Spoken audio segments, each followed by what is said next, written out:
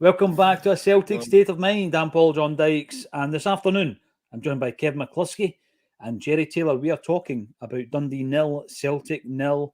Kev McCluskey is dominant a performance as I've seen in a 45-minute period for Celtic, but we just lack that killer edge, that cutting edge at the end, the clinical finishing. Kyogo's off it a wee bit, Palma's in the moods, Scales is dangerous from corners, yet we can't find that breakthrough yet.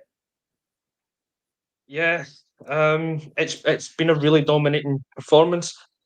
So we've dominated, but without completely dominating in a way, if that makes sense, right? We could be 4-0 No, really, up mate. in Could this you game. explain that? No, it doesn't. It doesn't. Right? But we could be 4-0 up, but we haven't been cutting through them in that way. So we've dominated possession, we've dominated on chances or on shots, but we haven't really dominated them. I don't think we're really creating like clear chances that much. I mean, that said, we could have scored 4. Kyogo's was a clear chance, but then Scales, I've got Bernardo, were from set plays. Palma's missed header at the end, which I've no idea how he managed to miss. Also, kind of came from a set play. So I mean, like in open play, we've not really been cutting them open. But I mean, that's 4 chances, right? We could be 4-0 up. You've got the feeling that a goal is coming. It has to be at some point, because I don't want to have to repeat what you said just before we came on air, Paul, if it doesn't come. But you know, it's been a good performance. All that's been lacking is a goal. We need to have a wee bit more cutting edge, that clinical final pass, and we need to get a goal. But there's enough there to suggest that we will get one in the second half. And what we spoke about as well beforehand with Jerry, with that need for a clean sheet, the defence has looked fairly settled for anything that's had to deal with. Been a couple of times they've maybe got in behind, but we've dealt with everything. So good first half. Just need to go. Yeah. And it was the same story at Celtic Park, Jerry. That's what we spoke about before the game. You forget that at half-time at Celtic Park, we were sitting in the bulletin talking about the same things that we're discussing just now. We got the penalty in the second half. It opened up, we won 3-0. Celtic dominated possession, absolutely. Get what Kev says, the amount of chances we've created, and Dundee haven't been in it. They've been the usual, resolute in defence. I think the left back's a particularly good wee player. Somebody maybe we should be keeping an eye on. I think he's on loan from Liverpool. Is that right, Kev? And actually, I'm going to start on that wing because we've been waiting for Maida to come back, Jerry, but he's not hit his stride yet, has he? He's really up against it with young Owen Beck. I think he's a top talent, that young kid. Yeah, I've seen a few people speaking about him online as well, and I was just going to pass that off as mine until you beat me to it there. I'd never heard of him up until then. Damn you, Paul Chud. But he's when it comes to Maida, I think he always needs a couple more games to come back into it. If he's been out, I wouldn't judge him too much on it just now. The good thing is we're creating the chances. A few weeks back, we didn't know where a goal was coming from, but you can sense that it's, don't want to jinx it, but it's going to come. It's a load of missed chances. Kyogo needs to bury that. He needs to bury that. I don't know if it's just that he's surprised that he's got such a clear-cut chance because of the way the games have been going in the past, that he's just, I don't know. He had a smile on his face after he missed it. So I don't know if I should be happy that he's not too frustrated and he thinks that a goal's still going to come. But I don't know. I don't know. With that, Jerry, remember, because the way things have been going. Yeah. I remember he missed a penalty against Kilmarnock at Rugby Park, and the same thing happened. He walked away smiling, and nobody cared because we were 4-0 up after about 30 minutes. It's obviously just in his nature that he's trying not to let these things really get him down, affect his confidence, his state of mind. But he should be burying that, Kevin. I want to start off with Kyogo. We've spoken about Maida, pining for his return. He comes in, he's not made an impact yet. But I think Jerry's right. It takes him a wee while to get his stride. I wouldn't be making any knee-jerk substitutions at half-time. I know Yang has made an impact in the past. I can just imagine the groans if Mikey Johnson or James Forrest comes on for Maida.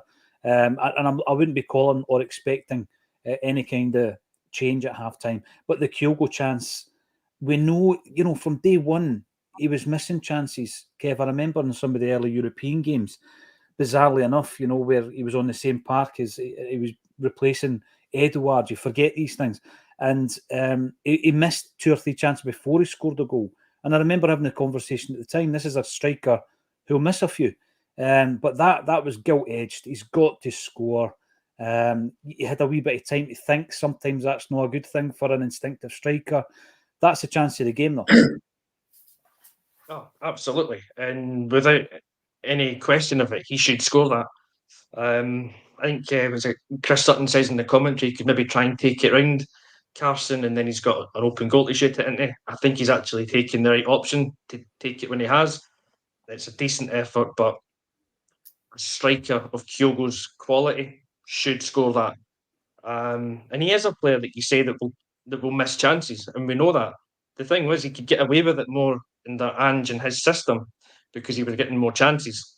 And so if he missed 2 or 3 in the game, it was fine because he was getting another 2 or 3 because the whole attack was based around hitting the byline, crossing the ball into the near post for him to attack.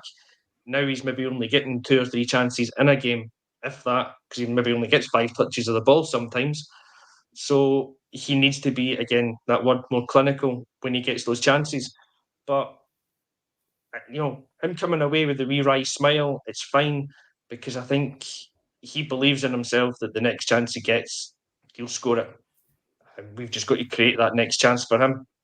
No, you're right. I'm going to bring in some of the comments coming in. Paul McLean, welcome to the show. You're commenting on YouTube. If you want to get involved in the action and comment live, just subscribe to the YouTube channel. It's free of charge. Hit the notifications bell. Daily content all year round. Took a day off yesterday, right enough. Lazy man. But we've got loads of other plans for 2024 with new content. The look of the studio is going to be changing, as is the look of the camera. Unfortunately, the look of the host can't change that much. Paul McLean, Kyogo being wasteful is not the manager's fault.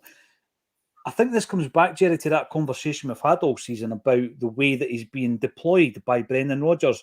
And then Brendan came out and said, you know what? I've not told him to do anything differently. And Kyogo obviously was going through that wee spot where he wasn't scoring goals.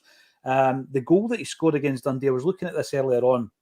The goal he scored against Dundee in the home game, we have played 14 league games since then. He scored 3 goals. So he's not on a prolific run, but he got the goal against Livy, didn't he? He got the goal against Livingston. And I'm a wee bit on the same kind of boat or bus or train or whatever you want to call it as Kevin McCluskey, in that I just think you leave him on, we play as we're playing, and it'll come. Yeah, I think so. Like I said earlier, it's not one of those games you're like, I don't see where a goal's coming from. And I think we've got to remember it's Kyogo here. If he gets another chance, I think he's going to put it away. He usually does if he misses one. But is he going to get that chance? Is O going to come on? I want to see the two of them up front today. I want to get them on, give them a good half hour together.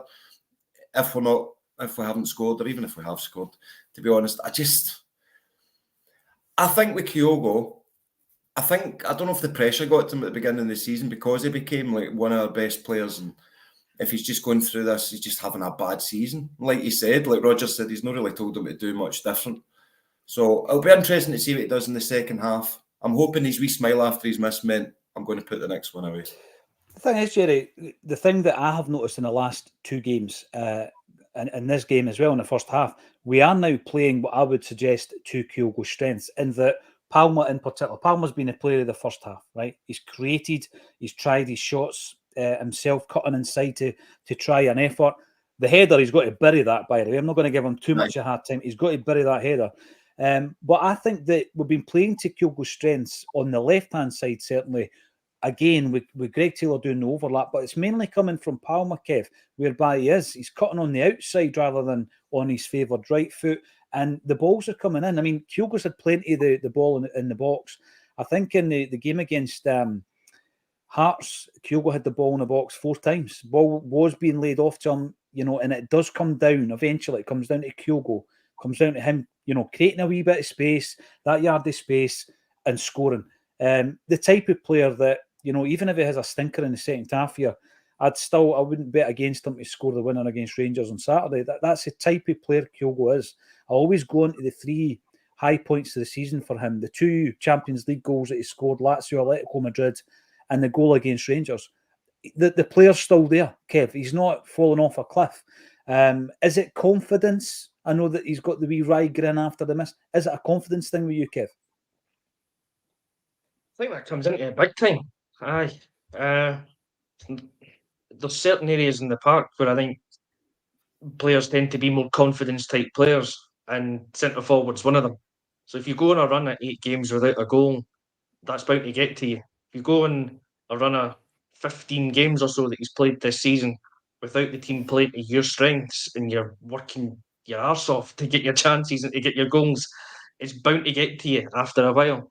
So I think naturally his confidence will be a little bit down, but he seems to be quite a resilient guy, and he seems to be a big game player. So, if he doesn't score in the next 45 minutes, as long as we win the game, I don't really care. I'd trust him to score against Rangers on Saturday because he's that kind of player. The big games, he turns up and he seems to just put everything else behind him, and he can get the goal in that. So, I've got no real worries about him, but it would just be great to see him score again, get 2 in 2 games, and then that just lifts everything. It's like getting that monkey off his back and getting the first Champions League goal. Mm-hmm. You know, the goal against Livingston could be a flash in the pan, and he could go on another 8-game run without a goal, or he could score again today.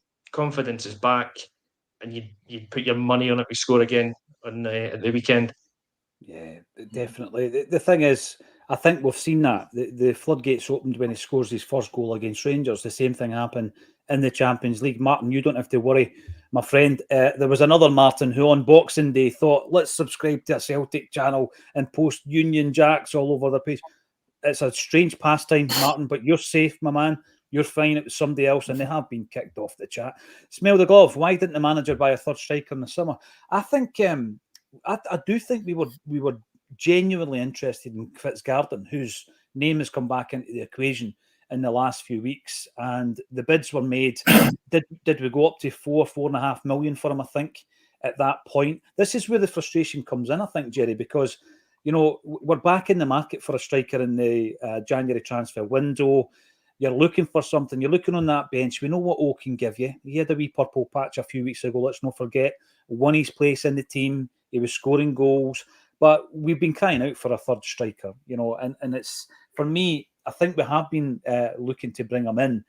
But the frustrating thing for me is, if their club, if Bromby wanted an extra 1.5, 2 million quid, but we're too busy spending money on Tilio and Lagerbielke and Nawrocki, guys that don't play. This is what frustrates me about the buying process, Jerry. If you've got a guy and you really need a centre forward, you really need a left back, and you're arguing the toss over $1 million or a couple of million quid because you've already scooshed it on another player who's not going to play. This is a frustration for me, Jerry, when it comes to buying players. Yeah, I think what happened, the boat was rocked, wasn't it? Because the long-term priorities was your left back and your striker, but due to what happened, the short-term priority became centre-backs. And that's where a lot of the focus went towards the end of the transfer window. It was panic. It was like, going to need to get you like seeing Nat Phillips in when Nawrocki and all that was getting injured. So I'm not going to judge that transfer window. I'm going to judge January because they need to act, and it needs to be the best January transfer window we've had in a hell of a long time. That means ins and outs, because folk aren't going out. If there's any toxicity, I could say it. I couldn't say that when we did our wander around Paradise. It's not the easiest. I don't know why I keep using it. Anyway, we need to get all the negative energy that might be around that changing room just now. So it's huge transfer business coming up in January, and I'll judge it then. I'll give them the third. The thing with that, Jerry, it's not like we're speculating. It's just a fact of any workplace. If there's 15, members of the team who are not playing, they're not going to be happy. It's as simple as that. There will be no panic buys, just panic. That's one for all you 80s kids out there with only an excuse. Let's go back to the second half. I'm not concerned at the moment. I'm keeping calm as I was against Livingston and also against Dundee at Celtic Park. And I'm pretty sure we can get the breakthrough. Ewan Martin says we should be 4 or 5 up. Absolutely, yeah. We need that clinical edge, Ewan, and hopefully we'll get it in the second half. they'll get a wee bit of a rocket at half-time from Brendan Rodgers, and we can push on and win this game, set us up nicely for Saturday. Thank you, every single one of you, for getting involved in the chat. Come back at full time and we'll talk about it a little bit more. Thank you to Kevin McCluskey and Jerry Taylor for joining me on A Celtic State of Mind.